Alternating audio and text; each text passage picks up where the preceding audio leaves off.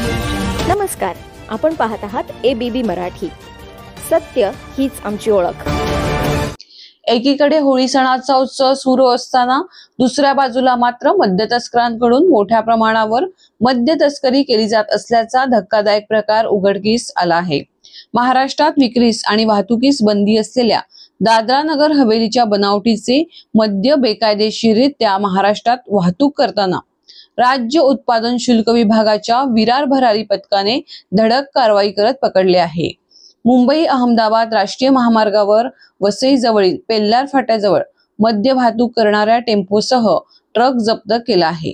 यात जवळपास 66 लाखांहून अधिक किमतीचा मुद्देमाल जप्त करण्यात आला आहे.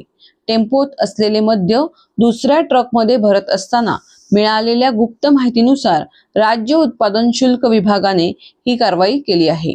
या कारवाईत 400हून अधिक महागड्या मद्यांचे बॉक्स जप्त केले आहेत. या प्रकरणात पुढील कारवाई राज्य उत्पादन शुल्क विभाग विरार पथकाकडून सुरू करण्यात आली आहे.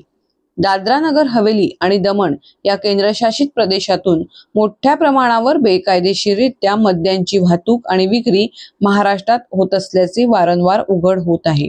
यातील 2 आरोपी फरार झाले असल्याने त्यांचा तपास सुरू आहे.